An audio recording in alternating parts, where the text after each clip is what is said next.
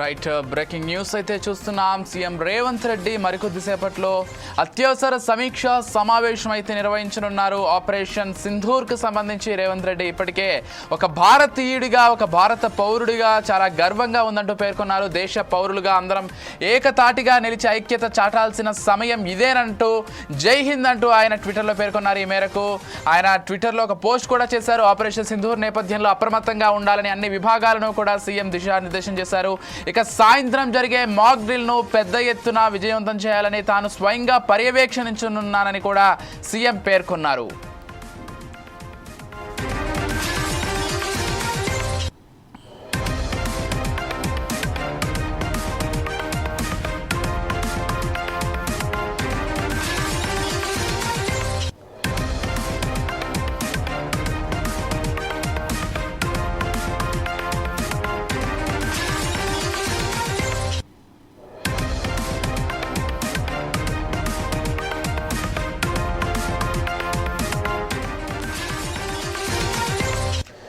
మరోవైపు ఢిల్లీలో ఉన్న డిప్యూటీ సీఎం భట్టి విక్రమార్కకు సీఎం ఫోన్ చేశారు. తక్షణమే బయలుదేరి హైదరాబాద్ రావాలని సూచించారు.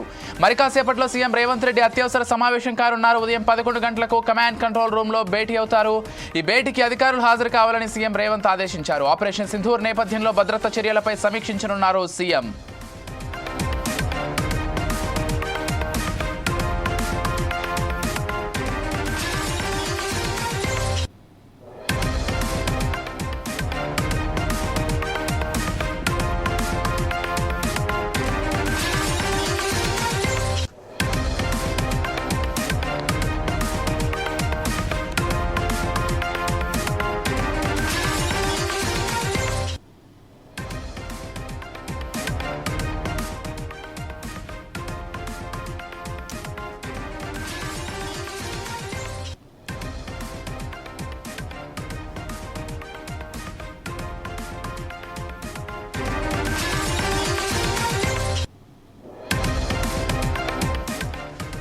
రైట్, ఇక తెలంగాణ ముఖ్యమంత్రి రేవంత్ రెడ్డి కూడా ఆపరేషన్ సింధూర్పై స్పందించారు. ఒక భారత పౌరుడిగా గర్వంగా భావిస్తున్నాను. ఈ ఆపరేషన్ జరిగినందుకు ఆర్మీ దళాలకు కృతజ్ఞతలు తెలుపుకుంటున్నానంటూ కూడా ఆయన పేర్కొన్నారు. ఆర్మీ దళాలతో బలంగా నిలబడుతున్నామంటూ చెప్పారు. ఇక ఈ టెర్రర్ అటాక్కి సంబంధించి మనం గర్వపడాలి.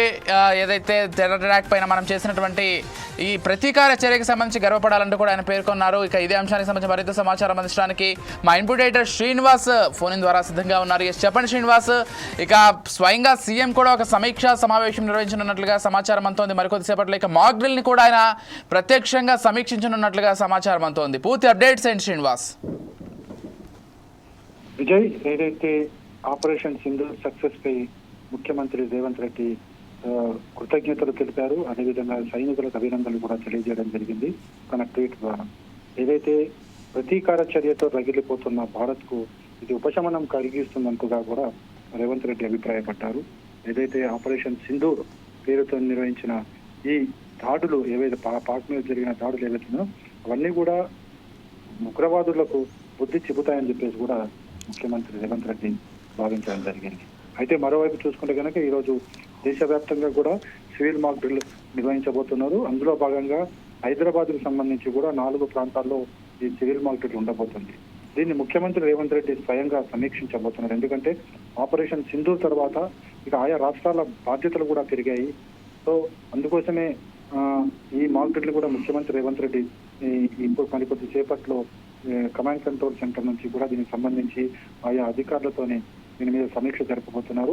4 గంటలకు ఈ mock drill, civil mock drill జరగబోతుంది. అంటే యుద్ధం వస్తే గనక యుద్ధం ముందు పరిణామాలు ఏ విధంగా ఉంటాయి, యుద్ధం వస్తే ప్రజలు, పౌరులు ఏ విధంగా స్పందించాలి, ఏ విధంగా బాంబులను మీద పడకుండా తప్పించుకోవాలి, అదేవిధంగా ఇతరులను ఎలా రక్షించాలి అన్న అంశాలకు సంబంధించి ఈ మాక్ డ్రిల్ ఉండబోతుంది.